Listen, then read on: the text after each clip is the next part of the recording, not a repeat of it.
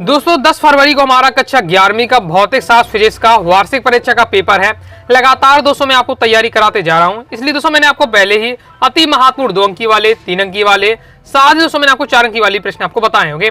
तो बस अब आपके वस्तुनिष्ठ रह जाते हैं। वस्तुनिष्ठ की भी एक वीडियो पहले आ चुकी है, ये आपका क्या है पार्ट 2 है। पार्ट 1 वाली वस्तुनिष्ठ में बता दिया है, तो उसको आपको जरूर तैयार कर लेना है। और इसके बाद दोस्तों जो मैं वस्तुनिष्ठ बताऊं इनको आपको तैयार कर लेना है। ये पार्ट 2 है।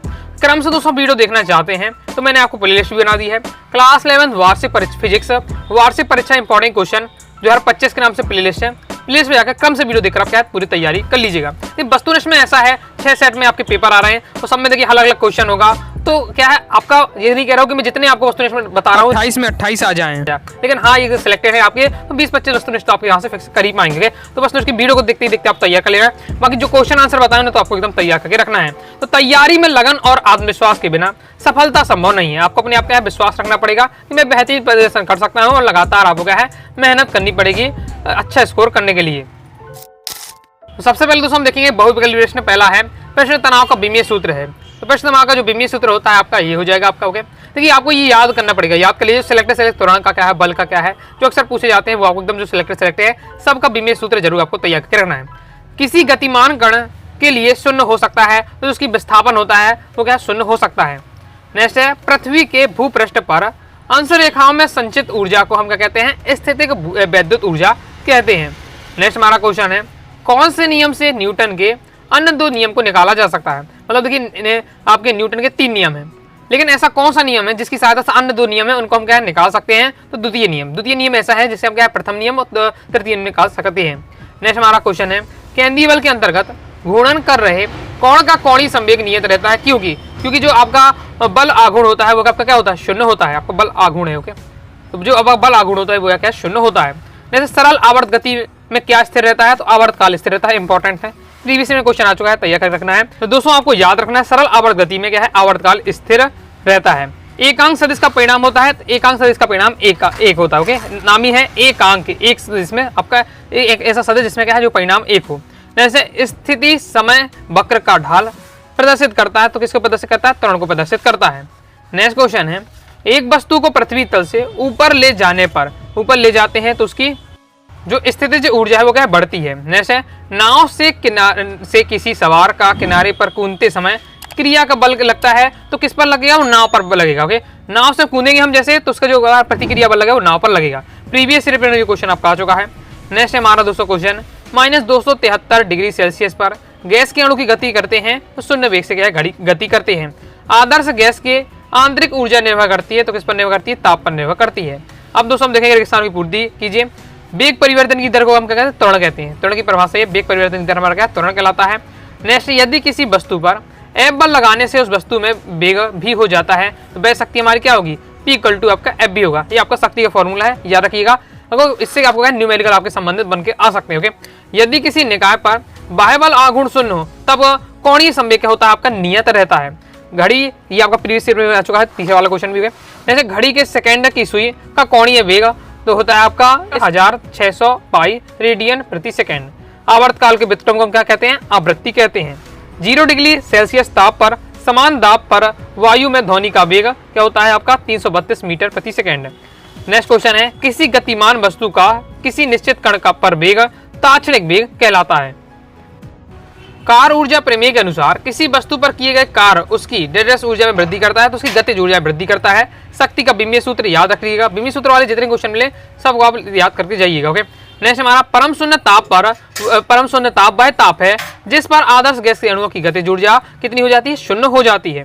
पानी के बाष्पन की गुप्त ऊष्मा का मान पूछा जा रहा, तो गुप्त ऊष्मा का मान कितना है 536 कैलोरी प्रति ग्राम। जल का घनत्व इंपॉर्टेंट है, तो जल का घनत्व कितना होता है 4 डिग्री सेल्सियस पर क्या अधिकतम होता है। इंपॉर्टेंट है, प्रीवियस ईयर में आ चुका है। अब दोस्तों देखिए सत्य प्रक्षेप गति में त्वरण नियत रहता है, तो ये आपका बिल्कुल सत्य हो जाएगा। नेक्स्ट है अप्रत्यास्थ संघट्ट में गतिज ऊर्जा संरक्षित रहती है, तो ये दोस्तों आपका असत्य हो जाएगा। अब क्या संरक्षित रहता है, पिछली दोस्तों में जो वस्तुनिष्ठ मैंने आपको समझाया था उसमें बहुत आपको अच्छे समझाया था। प्रत्यास्थ संघट्ट में क्या संरक्षित रहता है, अप्रत्यास्थ संघट्ट में क्या संरक्षित रहता है, दोनों आपको क्लियर याद करके रखना है। पहले मैंने समझाया है, पहली वीडियो देखी तो आपसे बन जाएगा। कमेंट बॉक्स में आप बताइए। जैसे ध्वनि तरंगें निर्वात में गमन नहीं करती हैं, तो ये आपका बिल्कुल सत्य हो जाएगा। जैसे द्विपरमाणु गैस की स्वतंत्रता कोटि कितनी है 5 होगी। एक परमाणु गैस की स्वतंत्रता कोटि 3 होती है, तो बिल्कुल सत्य हो जाएगा आपका। ओके, तो याद रखिएगा, एक परमाणु गैस के अणुओं की स्वतंत्र कोटि 3 होती है, द्विपरमाणु गैस की स्वतंत्र कोटि 5 होती है। ओके, आपसे एक वाक्य में या सत्य में आपका है या रेगिस्तान में पूछा जा सकता है किसी पार्ट। ओके, प्रक्षेप पथ के उच्चतम बिंदु पर पिंड का वेग शून्य होता है, तो बिल्कुल सत्य हो जाएगा। जैसे प्रक्षेप में इस बार जब पिंड गति करेगा तब एक उच्चतम बिंदु पहुंच जाएगा, तब वो कुछ समय के लिए क्या है, स्थिर हो जाएगा, वेग उस एक बार से क्या शून्य हो जाएगा, फिर नीचे की ओर गमन करेगा।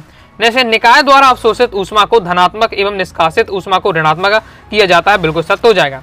द्रव के अंदर वायु के बुलबुले का अंदर अतिरिक्त दाब 40/R होता है, तो आपका बिल्कुल सत्य हो जाएगा। आगे देख लेते हैं। आगे नेक्स्ट क्वेश्चन, यंग मापांक केवल ठोस पदार्थों में संभव है, बिल्कुल सत्य है।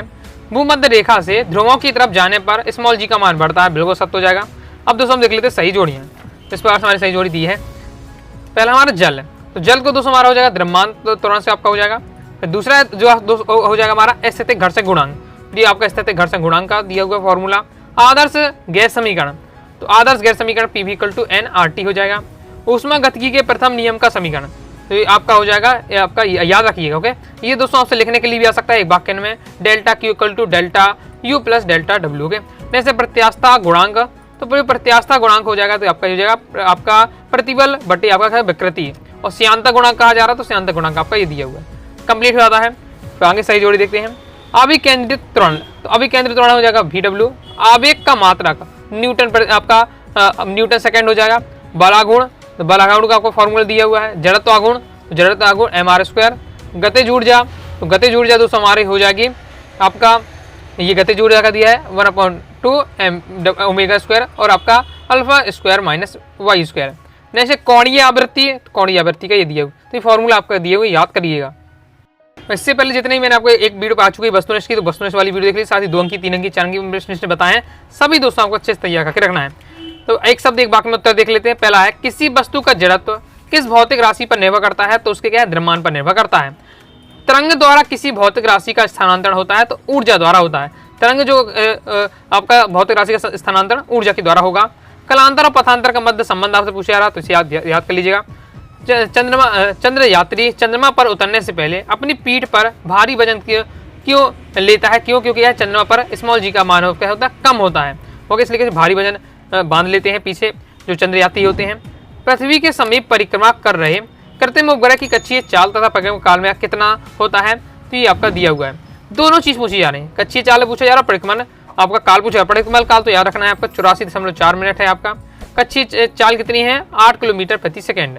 जैसे किस अवस्था में वास्तविक गैस आदर्श गैस की भांति व्यवहार करती है, तो एक वास्तविक गैस आदर्श की तरह व्यवहार करती है यदि उसका दाब निम्नतम हो, ताप उच्चतम हो। कोई भी गैस आदर्श गैस की तरह तब व्यवहार करेगी, दाब होना चाहिए निम्न और ताप होना चाहिए उच्च। एक आदर्श सुचालक की ऊष्मा कितनी होती है, तो एक अनंत होती है। पृथ्वी का पलायन वेग का मान बहुत ज्यादा इंपॉर्टेंट है, प्रीवियस में आ चुका है और आ सकता है, जरूर आपके में आ सकता है क्वेश्चन, इसलिए आपको याद रखना है। पृथ्वी का जो पलायन वेग है वो 11.2 किलोमीटर प्रति सेकंड होता है। पलायन वेग क्या है कि उस वेग से मतलब किसी पिंड को फेंका जाए कि वो पृथ्वी के क्या गुरुत्व से बाहर निकल जाए, पृथ्वी गुरुत्व से बाहर चली जाए, वही उसका क्या पलायन वेग होगा। जो पृथ्वी पर जो पलायन वेग है 11.2 किलोमीटर प्रति सेकंड है। नेक्स्ट है, भूमध्य रेखा में ध्रुवों की ओर जाने पर गुत्तीय त्वरण में क्या परिवर्तन होता है, तो गुत्तीय त्वरण क्या बढ़ता है। पृथ्वी पलायन वेग क्या होता है, तो आपका 11.2 किलोमीटर प्रति सेकंड होता है। क्लियर है। इस प्रकार से दोस्तों मैंने आपको सिलेक्टेड वस्तुनिष्ठ बता दिए हैं, इससे पहले जो वस्तुनिष्ठ उन्हें भी आपको तय करना है और अपने हिसाब से भी और भी आप अपनी वस्तुनिष्ठ की प्रैक्टिस कर सकते हैं।